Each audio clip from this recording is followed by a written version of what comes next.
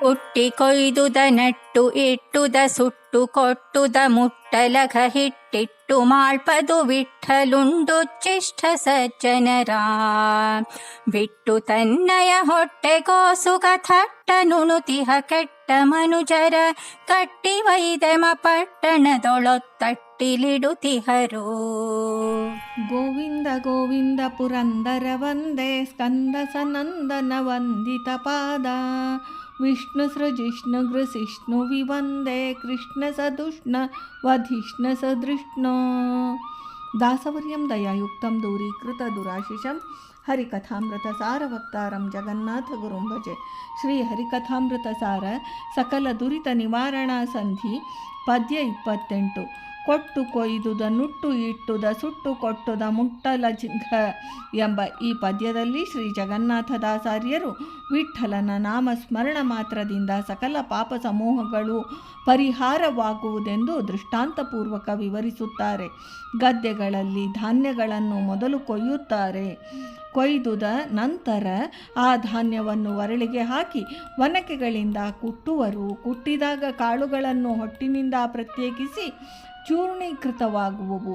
ಶುದ್ಧವಾದ ಕಾಳನ್ನು ಚೆನ್ನಾಗಿ ತೊಳೆದು ಅದನ್ನು ಒಲೆಯ ಮೇಲಿಟ್ಟು ಬೇಯಿಸುವರು. ಅಟ್ಟು ಇಟ್ಟುದ ಪಕ್ವವಾದ ಅನ್ನವನ್ನು ಭೋಜ್ಯ ವಸ್ತುಗಳನ್ನು ದೇವರ ಮುಂದೆ ಇಟ್ಟು ಭೋಜ್ಯ ಪದಾರ್ಥಾಂತರ್ಗತವಾದ ಭಗವದ್ ರೂಪಗಳನ್ನು ಸ್ವಬಿಂಬನಲ್ಲಿ ಐಕ್ಯಚಿಂತನಾಪೂರ್ವಕ ನೈವೇದ್ಯ ಮಾಡುವರು. ಕೊಟ್ಟುದ ಅನಂತರ ನಿವೇದಿತವಾದ ಭೋಜ್ಯ ವಸ್ತುಗಳನ್ನು ಅತಿಥಿ ಅಭ್ಯಾಗತರಿಗೆ ಬಡಿಸಿ ಪಂಕ್ತಿ ಪಾವನನಾಗಿ ಭೋಜನ ಮಾಡಬೇಕು.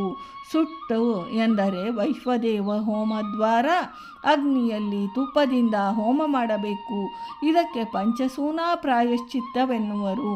ಪಂಚಸೂನ 5 ವಿಧವಾದ ದೋಷಗಳು: ಕೊಯ್ದುವುದು, ಕಟ್ಟುವುದು, ತೊಳೆಯುವುದು, ಪಕ್ವವಾಗಿ ಬೇಯಿಸುವುದು, ಹೋಮ ಮಾಡುವುದು. ಹೀಗೆ ನಿರಂತರ ಭೋಜನ ಮಾಡುವ ಅಧಿಕಾರಿಗಳಿಗೆ ಅಜ್ಞ ಜನೋದ್ಧಾರಕನೂ ಜ್ಞಾನಾನಂದಮಯನೂ ಸಕಲ ಪರಿಹಾರಕನೂ ಆದ ವಿಠ್ಠಲ ನಾಮಕ ಶ್ರೀ ಪರಮಾತ್ಮನು ಅವರ ಸಕಲ ಪಾಪಗಳನ್ನು ಸುಟ್ಟು ಪಾವನನನ್ನಾಗಿ ಮಾಡುವನು.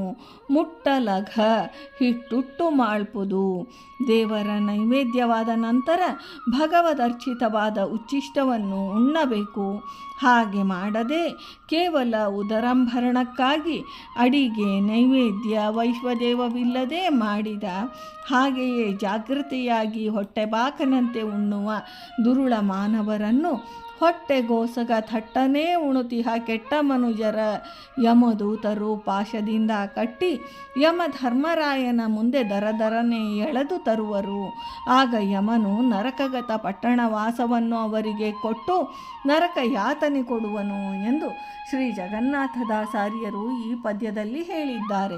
ಭಾರತೀ ರಮಣ ಮುಖ್ಯ ಪ್ರಾಣಾಂತರ್ಗತ ವೃಂದಾವನ ವಿಹಾರಿ ಶ್ರೀಕೃಷ್ಣ ಅರ್ಪಣಮಸ್ತು.